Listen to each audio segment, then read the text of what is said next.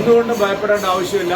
CPM നിന്ന് ഒരു ഭീഷണി, ഏത് ഭീഷണി നിങ്ങൾക്ക് വന്നാലും കേരളത്തിൽ നിങ്ങൾക്ക് യാതൊരു ഭയവും ആവശ്യമില്ല. ഇ.പി. ജയരാജൻ പറഞ്ഞെടുത്ത് ഉറച്ചു നിൽക്കണമെന്നാണ് എനിക്ക് അദ്ദേഹത്തോട് അഭ്യർത്ഥിക്കാനുള്ളത്. അദ്ദേഹം മുതിർന്ന നേതാവാണ്, LDF-ന്റെ കൺവീനറായിരുന്നു. അദ്ദേഹത്തെ ഒരു എന്തിൻ്റെ പേരിലാണ് മാറ്റിയത്? പ്രകാശ് ജാവ്ദേക്കറുമായി ഒരു കൂടിക്കാഴ്ച നടത്തിയെന്നുള്ളതിൻ്റെ പേരിലാണ് ഇ.പി. ജയരാജനെ സ്ഥാനത്ത് നിന്ന് മാറ്റിയത്. പക്ഷേ ജയരാജൻ സർക്കാരിനെതിരെയും CPM-നെതിരായും കടുത്ത വിമർശനമാണ് അദ്ദേഹത്തിൻ്റെ ആത്മകഥയിൽ എഴുതിയിരിക്കുന്നത്.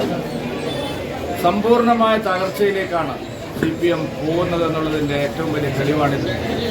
ബംഗാളിലും ത്രിപുരയിലും സംഭവിച്ചത് CPM-ന് കേരളത്തിലും സംഭവിക്കുകയാണ്. ഇ.പി. പറഞ്ഞു വച്ചിരിക്കുന്ന കാര്യങ്ങൾ നോക്കിയാൽ അധികാരവും സമ്പത്തും ഒരു കുടുംബത്തിലേക്ക് കേന്ദ്രീകരിക്കുന്നതാണ് ഇപ്പോൾ CPM നേരിടുന്ന ഏറ്റവും വലിയ പ്രതിസന്ധി. പിണറായിയുടെ കുടുംബാധിപത്യമാണ് ഇപ്പോൾ CPM-ൽ നടന്നുകൊണ്ടിരിക്കുന്നത്.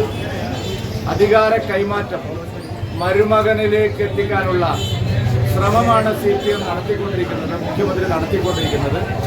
അതിനെതിരായിട്ടുള്ള വലിയ രോഷം ആ പാർട്ടിക്കകത്ത് അലയടിക്കുന്നു എന്നുള്ളതിൻ്റെ തെളിവാണ് ഇപ്പോഴത്തെ സംഭവ വികാസങ്ങൾ.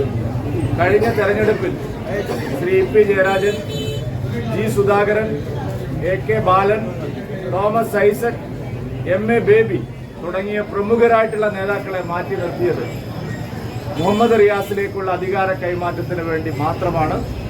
പിണറായിയും കുടുംബവും CPM-നെ ഹൈജാക്ക് ചെയ്തിരിക്കുകയാണ്, ഈ സർക്കാരിനെ ഹൈജാക്ക് ചെയ്തിരിക്കുകയാണ്. മരുമകന് അധികാര കൈമാറ്റം നടത്താനുള്ള വ്യഗ്രതയിലാണ് മുഖ്യമന്ത്രി ഇപ്പോൾ ഉള്ളത്. അതിൻ്റെ പ്രതിഫലനമാണ് ഇ.പി.യുടെ പ്രസ്താവന തെളിയിക്കുന്നത്. പാലക്കാട്ടെ സ്ഥാനാർത്ഥിയെ സംബന്ധിച്ച് ഇ.പി. ജയരാജൻ പറഞ്ഞത് തന്നെയാണ് ഇവിടുത്തെ എല്ലാ ഇടതുപക്ഷ അനുഭാവികളും പറയുന്നത്.